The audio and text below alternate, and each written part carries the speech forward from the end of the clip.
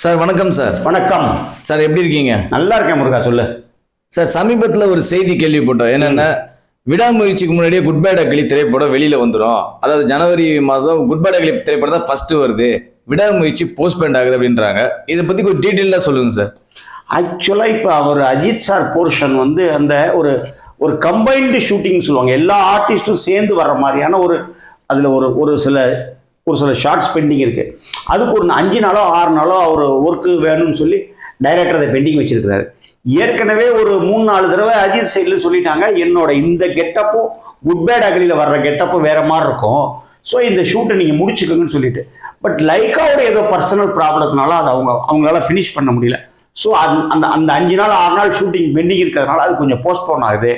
மே மாதம் 1ஆம் தேதி தான் வருதுன்ற மாதிரி ஒரு அதிகாரப்பூர்வமற்ற தகவல் சொல்கிறாங்க. மே மாதம் 1ஆம் தேதி ரஜினி சார் படத்துக்கு வரதுக்கு வாய்ப்பு இருக்குது.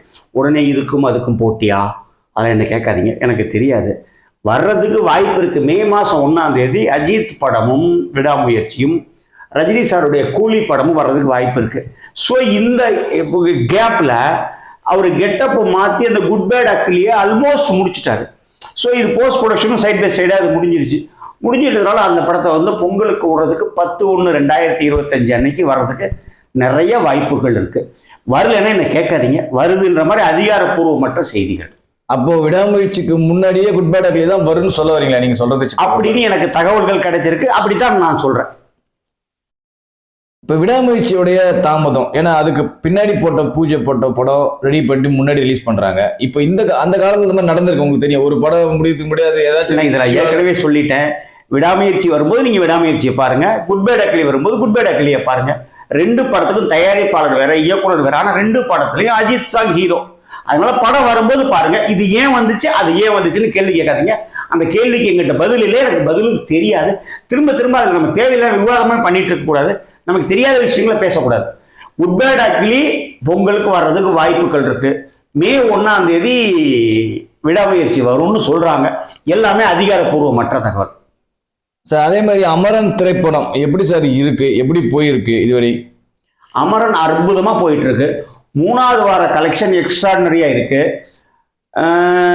இந்த வாரம் 4வது வாரம் அந்த படம் நிறைய தியேட்டர்கள்ல கண்டினியூ ஆகுது. ஸ்கிரீன்ஸ் எண்ணிக்கை அதிகப்படுத்தப்பட்டிருக்கு. ஸோ அது வந்து கலெக்ஷன் வந்து உள்ளபடியே ரொம்ப பெட்டராக தான் இருக்கு சார். கோட் வசூலை தமிழ்நாட்டில் இப்போ இது வரைக்கும் ரிலீஸ் ஆன படங்களே இந்த வருடத்தில் பொறுத்தவரைக்கும் கோட் தான் அதிக வசூல் கொடுத்துருக்கு அப்படின்னாங்க. இப்போ அந்த வசூலை வந்து சில திரையரங்களில் பல திரையரங்களில் அமரன் வந்து பீட் பண்ணிச்சுன்றாங்க, அது உண்மையா சார்? அது அதாவது ஒரு பர்டிகுலர் ஸ்கிரீன்ல கோட் வசூலை விட அமரன் வசூல் கூட இருக்குன்னா அது ஒரு 60-70 தியேட்டர்ல அந்த மாதிரி வசூல் ஆக்சுவலாவே கோட்டை விட கூட இருக்கு. பட் ஓவரால் கலெக்ஷன் பார்க்கும்போது, தமிழ்நாடு கலெக்ஷன் பார்க்கும்பொழுது கோட்டை வந்து அமரன் முந்திருச்சான்னு கேட்டா இல்ல, இப்போதைக்கு இல்ல. இந்த வெள்ளி சனி ஞாயிறு போய் திங்கக்கிழமை மதியானத்துக்கு மேல அதை என்னன்றது நம்ம டிசைட் பண்ணலாம். இல்ல, உங்களுடைய கணிப்புப்படி பீட் பண்ணிடுன்னு நினைக்கிறீங்களா? இந்த வெள்ளி பண்றதுக்கு நிறைய வாய்ப்புகள் இருக்கு. கோட் கலெக்ஷன் கோட் ஷேரை தாண்டதுக்கு நிறைய வாய்ப்புகள் இருக்கு. பட் ரெண்டுக்கும் ஒரு பேசிக் டிஃபரன்ஸ் நல்லா புரிஞ்சுக்கோங்க. அந்த படம் சோலோவா வந்து நிறைய தியேட்டர்கள் கிடைச்சிச்சு கோட் படத்துக்கு. So for Amaran is concerned, அது வந்து வந்தது தீபாவளியாக இருந்தாலும் அதோட கூட வந்து 3 படம் வந்துச்சு. லக்கி பாஸ்கர்னு ஒரு படம், பிரதர்னு ஒரு படம், அப்புறம் வந்து பிளடி பேக்கர்னு ஒரு படம். ஸோ ஸ்கிரீன்ஸ் வந்து கொஞ்சம் டிவைட் ஆயிருச்சு. இருந்தாலும் அந்த படம் வந்து சர்வைவ் ஆகிட்டு இருக்கு. படத்தில் உள்ள நல்ல கண்டென்ட் காரணமாக நல்லா ஓடிட்டு இருக்கு. சாய் பல்லவியுடைய நடிப்பு, சிவாவோட அர்ப்பணிப்பு எல்லாமே அதில் ரொம்ப extraordinary. So it will get good results நான் நினைக்கிறேன். அடுத்த மண்டே அன்னைக்கு நான் ஒரு டீட்டெயில்டான கலெக்ஷன் சொல்றேன் சார். அப்போ அதுக்கு தொடர்ந்து 2 வாரம் கழிச்சு கங்குவான்னு ஒரு திரைப்படம் ரிலீஸ் ஆச்சு. பல விமர்சனங்களை சந்திச்சது நீங்களே பார்த்திருப்பீங்க. அப்ப கங்குவா திரைப்படத்துடைய வசூல் என்ன சார்? கங்குவா படம் வந்து அதாவது டோட்டலா அதோட லைஃப் டைமா பாத்தீங்கன்னா தமிழ்நாடு அளவுல 14 கோடி ரூபாய் கலெக்ஷன், அதாவது ஷேர் வரும்னு நான் ஃபீல் பண்றேன். மற்ற உலக வசூல்ல எனக்கு தெரியாது, மற்ற மாநிலங்களோட வசூல் எனக்கு தெரியாது. எல்லா இடங்கள்லயும் அது ஆவரேஜ், அதாவது சுமாராக தான் போயிருக்கு. படமே கொஞ்சம் சுமார் படம் தான். இதுல சூர்யா மேல நிறைய பேர் கொஞ்சம் அவங்க தனிப்பட்ட இதெல்லாம் பண்ணாங்க போனாங்கன்னா அது ஒரு பார்ட்லி ட்ரூன்னு நான் நினைக்கிறேன். அது என்ன காரணம்னு கேட்டீங்கன்னா, அவர் இந்த நீட்டை பத்தி கருத்து சொன்னது அது ஒரு சில பேருக்கு கொஞ்சம் ஒரு வருத்தங்கள் ஏற்பட்டுருச்சு. 2வது, அவர் எடப்பாடி சார் கவர்மெண்ட் இருக்கும்போது சில கருத்துக்கள்லாம் சொல்லிட்டு இருந்தார். இப்போ டிஎம்கே கவர்மெண்ட் கருத்தெல்லாம் சொல்றது இல்லை. அது அவர் மேல உள்ள ஒரு சாராருக்கு அவர் மேல உள்ள ஏதோ ஒரு கோபமோ வெறுப்போ வந்திருக்கலாம். அவர் மனைவி மிஸ்ஸஸ் ஜோதிகாவை பொறுத்த வரைக்கும் அந்த கோயிலை பற்றி சொன்ன கருத்து, அந்த கோயில் உண்டியலில் காசு போட வேண்டாம், அது நீங்கள் வேற வளர்ச்சி திட்டங்களுக்கு செலவு பண்ணுங்கன்னு சொல்லும்போது அது ஒரு சில சாராருடைய மனசை பாதிச்சிருச்சு. அவங்க எல்லாம் சேர்ந்து இந்த படத்தை ஓட விடாமல் பண்ணிட்டாங்களான்னா இல்லை. அதாவது ஒரு படம் ஓடுறது ஓடாது கண்டென்ட்டை பொறுத்து தான். முதலே சொல்லிட்டேன், படம் வந்து கண்டென்ட் ரொம்ப சுமார் தான். உழைப்பு அதிகமான உழைப்பு, பொருட்செலவு அதிகமான பொருட்செலவு, அதெல்லாம் வேற விஷயம்.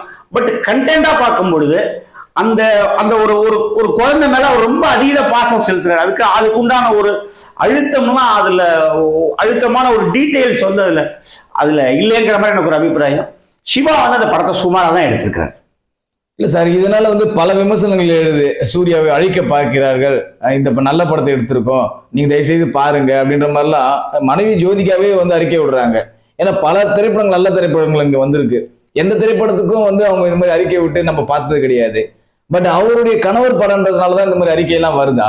அவங்க கணவர் படத்துக்கு அவங்க அறிக்கை கொடுக்கறதுல என்ன தப்பு இருக்கு? நியாயமான விஷயம்னு நான் நினைக்கிறேன். ஏன்னா அதுல கொஞ்சம் பொருள் செலவு அதிகமா பண்ணப்பட்டிருக்கு. ப்ரொடியூசர் வந்து அதுல கொஞ்சம் பாதிச்சிடக்கூடாதுங்கிற ஒரு அபிப்பிராயத்தில் அவங்க அந்த ஸ்டெப்பை எடுத்திருக்கிறாங்க. அது ஒரு பெரிய சர்ச்சையான ஒரு விஷயமாவே நான் நினைக்கிறேன். ஆனா அவர் கொஞ்சம் அதிகமா இதுல வந்து கொஞ்சம் டார்கெட் பண்ணப்பட்டாருங்கிறது உண்மை. இல்ல அதே மாதிரி பார்த்தா அப்படி சொல்ல போனா அமரன் திரைப்படத்துக்கும் இன்னமும் எதிர்ப்பு இருந்தது. உங்களுக்கு தெரியும், அமரன் திரைப்படம் வெளியிட்ட அந்த அலங்கார்னு ஒரு தேட்டர் ஒன்று திருநெல்வேலியில் இருக்கு. அந்த தேட்டர்ல பெட்ரோல் பாம்பே கூட போட்டாங்க. அதுக்கப்புறம் நானே கூட தமிழக முதலமைச்சர் டிஜிபிக்கெல்லாம் ஒரு வேண்டுகோள் விடுத்து எல்லா திரையரங்களுக்கும் ஒரு பாதுகாப்பு கொடுக்கணும்னு சொல்லி கேட்டிருந்தோம். உடனே எல்லா தேட்டருக்கும் அமரன் போட்ட தேட்டர் பூரா கம்ப்ளீட்டா பாதுகாப்பு கொடுத்துருக்காங்க கவர்மெண்ட்.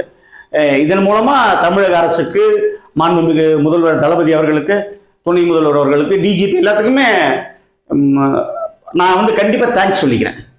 இல்ல சார், இன்னொரு முக்கியமான விஷயம் இங்க என்ன பார்க்கப்படுகிறதுனா, இந்த முதல் நாள் விமர்சனங்களால தான் வந்து படத்தோடைய ரிசல்ட் பாதிப்படையுது அப்படின்றாங்க. அது நிச்சயம் உண்மையா? அந்த மாதிரி அது ஒரு பாதி உண்மைதான். அதுல திருப்பூர் சுப்பிரமணியம் சார் ரொம்ப அழகா ஒரு இன்டர்வியூ கொடுத்துருக்கிறார். வெளி மாநிலங்கள்ல ஒரு 4 மணிக்கே ஷோ போட்டுறாங்க. 4 மணிக்கு ஷோ போட்டா ஒரு 6:45 7 மணிக்கு அவங்க ஆடியன்ஸ் வெளியில வரும்போது யூடியூப்காரங்க அவங்கள கேட்டுடுறாங்க. கேட்கும் பொழுது அது வந்து தப்பான ஒப்பீனியனும் நல்ல ஒப்பீனியனும் சொல்லிடுறாங்கனாக்கா அது ஓரளவுக்கு வசூலை பாதிக்கத்தான் செய்யுது, இல்லைன்னு சொல்ல முடியாது.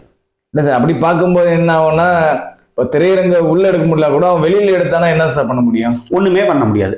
தியேட்டர் காம்பவுண்டுக்கு வெளியில போய் எடுத்தாங்கன்னா நீங்க அவங்க என்ன பண்ண முடியும்? போலீஸ் தான் அவங்களை அரெஸ்ட் பண்ணலாம், போலீஸ் தான் அவங்களை வந்து கொஞ்சம் விலக்கி விட முடியுமே ஒழிய தியேட்டர் ஓனர் வந்து அதை ஒண்ணுமே பண்ண முடியாது. இப்போ அதே மாதிரி என்னன்னா, இப்போ யூடியூப் நம்பி மட்டும் இல்லை, இப்போ எல்லார் கையிலுமே மொபைல் இருக்கு. அவன் அங்கிருந்தே கூட இப்போ படம் பார்த்துட்டு முடியும் போதே கூட மெசேஜ் பண்ணலாம், ட்விட்டர்ல போடலாம், என்னவெல்லாம் பண்ணலாம்ல சார். அதான் எப்படி சார் தடுக்க முடியும்? யாராலும் தடுக்க முடியாது. இப்போ இதை தடுக்கணும்னு நினைக்கும் போது அதை தடுக்க முடியாது இல்லை சார்? இப்போ தடுக்க முடியாதுன்னு தான் சொல்லிட்டேன். அப்புறம் திரும்ப ரெண்டாவது அதே கேட்டால் என்ன பதில் சொல்ல முடியும்? அதாவது தியேட்டருக்கு உள்ளுக்குள்ள காம்பவுண்டுக்குள்ள வந்து யூடியூப்காரங்க மைக்க வச்சுக்கின்னு எடுக்கிறத தடுக்க முடியும். அது கூட எப்படி தடுக்க முடியும்னு சொன்னா, இப்ப அதே ஒரு யூடியூப்காரர் அவரே இண்டிவிஜுவலா தியேட்டருக்குள்ள டிக்கெட் எடுத்துட்டு போய் அவர் ஒப்பீனியன் அவர் போட்டாருன்னா அவர் யாருமே தடுக்க முடியாது. ஆனா அதே நேரத்தில் வெளியில வர்ற ஆடியன்ஸ் கிட்ட மைக்கை வச்சுட்டு கேட்கும் பொழுது அது வேண்டாம் சார், நாங்கள் அலோவ் பண்ண மாட்டோம்னு சொல்றதுக்கு இப்ப நடப்பு தயாரிப்பாளர் சங்கத்திலிருந்து மரியாதைக்குரிய இயக்குனர் எம் பாரதிராஜா சார் அறிக்கை கொடுத்துருக்காங்க. திருப்பூர் சுப்பிரமணியம் சார் அடுத்த வாரம் அதை டிசைட் பண்ணணும்னு சொல்லியிருக்காரு. அவர் சுப்பிரமணியம் சார், பன்னீர் சார் எல்லாம் வந்து முக்கியமானவங்களாம் கலந்து பேசி we will take a good decision shortly. Sir, நீங்க அப்படி சொல்ல வரும்போது என்ன ஆகுன்னா, பல திரைப்படங்கள் அதே யூடியூப்காரங்க தானே சார் வாழ வச்சிருக்காங்க. அப்படி பார்க்கும்போது நான் பல முறை சொல்லியிருக்கேன், ஒரு கண்டென்ட் அது வந்து ஆட்டோமேட்டிக்கா அந்த படம் அந்த கண்டென்ட் நல்லா இருந்ததுன்னா ஓடிடும், கண்டென்ட் நல்லா இல்லைன்னா ஓடாது. இதனாலதான் ஓடிச்சு. அது வந்து ஒரு 20% 10% கொஞ்சம் கூடுதல் கலெக்ஷனை கொடுக்கும், கொஞ்சம் ஒரு 10% கலெக்ஷனை கம்மி பண்ணுமே ஒழிய ஒரு படத்தோட என்டையர் ரிசல்ட்டையும் மாத்திருன்றதை நான் ஒத்துக்கல. ரெண்டாவது, படம் நல்லா இருந்தால் கண்டிப்பா யார் தடுத்தாலும் அது ஓடும். படம் நல்லா இல்லைன்னா எவ்வளோ பெரிய ப்ரொமோஷன் பண்ணாலும், ட்விட்டரில் பண்ணாலும், ஃபேஸ்புக்கில் பண்ணாலும், இன்ஸ்டாவில் பண்ணாலும், எதில் பண்ணாலும் படம் ஓடாது. இதை நான் 10 வருஷமா சொல்லிட்டு இருக்கேன். யாருமே அதை ஏற்றுக்க மாட்டேங்கிறாங்க. நம்ம தயாரிப்பாளர்களுக்கும் மரியாதைக்குரிய இயக்குநர்களுக்கும் நான் ரொம்ப நாளாக ஒரு வேண்டுகோள் வச்சுட்டு இருக்கேன், நல்ல படம் எடுங்க. எல்லா படத்துலையுமே கதைங்கிறது வந்து ஒரு ஆடியன்ஸோட ஒத்து போகணும். ஏன் வாழை ஓடிச்சு, ஏன் லப்பர் பந்து ஓடிச்சு, அதுல என்ன காஸ்டிங், லப்பர் பந்துகளை என்ன ப்ரமோஷன், அந்த அளவுக்குலாம் பெருசாக ப்ரமோஷன் நான் பண்ணலை, அது ஓடலையா? திரும்ப திரும்ப நம்ம சொல்றது அதே தான். ஸோ ஒரு படம் நல்லதாக இருக்கும் பட்சத்தில் அது ஆடியன்ஸ்க்கு வந்து அந்த படத்தோட அவனுக்கு ஒரு கனெக்ட் இருக்கணும். அவனுக்கு அந்த கனெக்ட் வந்துச்சுன்னா அவன் ஃபேமிலியாக வந்துகிட்டே இருப்பாங்க. அவங்கள யாருமே தடை பண்ண முடியாது, அந்த படத்தோட வெற்றி யாரும் தடை பண்ண முடியாது. சார் 2024 கிட்டத்தட்ட முடியவே போகுது. இந்த ஆண்டு தமிழ் திரையுலகம் எப்படி சார் இருந்தது? நான் இதை பலமுறை சொல்லிட்டேனே. இந்த ஆண்டுல நிறைய சின்ன படங்கள், மகாராஜா, கருடன் வந்துச்சு, பெருசா வந்துச்சு. ஒரு நியாயமான பெரிய பட்ஜெட், அந்த ராயன்லாம் வெற்றி, அரண்மனை 4 5 அது வெற்றி, அந்த வாழை வெற்றி, அந்த டிமாண்டி காலனி வெற்றி. பெரிய படங்கள்ன்ற வரிசையில் பார்த்தீங்கன்னா கோட் ஒரு பெரிய கலெக்ஷன் பண்ணியிருக்கு, 100 கோடி ரூபா ஷேர் தாண்டி இருக்கு. அதுக்கு அடுத்ததான் அதை கிட்டத்தட்ட டச் பண்ற கண்டிஷன்ல அமரன் போயிட்டு இருக்கு.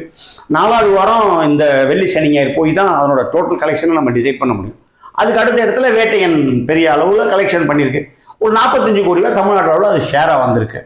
இல்லை சார், அதே மாதிரி பார்த்தீங்கன்னா இந்தியன் 2, தங்கலான், கங்குவா இந்த மாதிரி திரைப்படங்களோட ரிசல்ட் என்னதான் சார் ஆச்சு? அதெல்லாம் சுமார் தான். இதுல என்ன சந்தேகம் என்ன இருக்கு? அது எல்லாமே எதிர்பார்த்த வெற்றியை தரவில்லையா சார்? அது என் வாயில சொல்லணுமா? எதிர்பார்த்த வெற்றியை தரவில்லை. சார், வர 2025 வந்து தொடங்க போகுது. இந்த ஆண்டு வந்து 2024 இன்னும் பெஸ்டா அமையணும். நிறைய படங்கள் இந்த ஆண்டு பார்த்தீங்கன்னா எல்லா முன்னணி நட்சத்திரோட படங்களும் இருக்கு. இந்த ஆண்டு நிறைய படங்கள் இருக்கு சார். தக் லைஃப் இருக்கு, விடாமுயற்சி இருக்கு, குட் பேட் அக்லி இருக்கு. விஜயோட படமும் அக்டோபர்ல வருதுன்னு சொல்றாங்க. ரஜினி சார் படம் கூலி வருது. தனுஷுக்கு 2 படம் இருக்கு. ஜெயம் ரவிக்கு 2 படம் இருக்கு. விஜய் சேதுபதிக்கு ட்ரெயின் எல்லாம் வருது, மிஸ்கின் சார் படம். சிவாவுக்கும் 2 படம் இருக்கு 2025. அப்புறம் வரிசை எல்லாருக்குமே இருக்கு. சூர்யா கூட அந்த கார்த்திக் சுப்புராஜ் படம் வருது. கார்த்திக் சுப்புராஜ் படத்தை முடிச்சிட்டார் அவரு. அதுக்கு அடுத்தது ஆர்ஜே பாலாஜி படம். ஆர்ஜே பாலாஜி படத்தை முடிச்சுட்டு இமீடியட்டா ஒரு அநேகமா நான் நினைக்கிறது வந்து பிப்ரவரி மாசம் அந்த வாடிவாசல் ஷூட்டு போயிடுவாரு. அதெல்லாம் உங்களுக்கு அடுத்த வருஷம் வந்துச்சுன்னா அதெல்லாம் உங்களுக்கு பெரிய ஒரு நல்ல ரிசல்ட் கொடுக்கக்கூடிய படமாக தானே அமையணும் சார். நம்மளும் வந்து தொடர்ந்து வருடம் நம்ம பேசிக்கிட்டே தான் இருக்கோம். அடுத்த வருடம் வந்து பெரிய நட்சத்திரங்கள் படங்கள் கை கொடுக்கும் அப்படின்ற மாதிரி. ஆனா இந்த வருடமும் எதிர்பார்த்ததுக்கு பெரிய நட்சத்திரங்கள் படங்கள் ஒருத்தருக்கு 2 பேருக்கு கை கொடுத்துருக்கு. அதை தொடர்ந்து இப்ப நம்ம இந்த வருடமும் நம்ம பேசிக்கிட்டு தான் இருக்கோம். அடுத்த வருடம் இதே மாதிரி கை கொடுக்கணும்னு நம்பலாமா சார்? நம்பிக்கை தான் மனித வாழ்க்கை முருகா. நம்பிக்கை வச்சு தான் நம்ம வாழ முடியும். நம்பிக்கை வச்சு தான் தொழில் பண்ண முடியும். நம்பிக்கை வச்சு தான் படம் எடுக்கிறாங்க. நம்பிக்கை வச்சு தான் படம் நடிக்கிறாங்க. நம்பிக்கை வச்சு தான் படம் வாங்குறாங்க. நம்பிக்கை வச்சு தான் நம்ம தியேட்டர்ல படம் போடுறோம். ஸோ அது வந்து ஒரு செயின். அது எல்லாமே நம்பிக்கை தான் sir. Thank you very much sir. Thank you. நன்றி.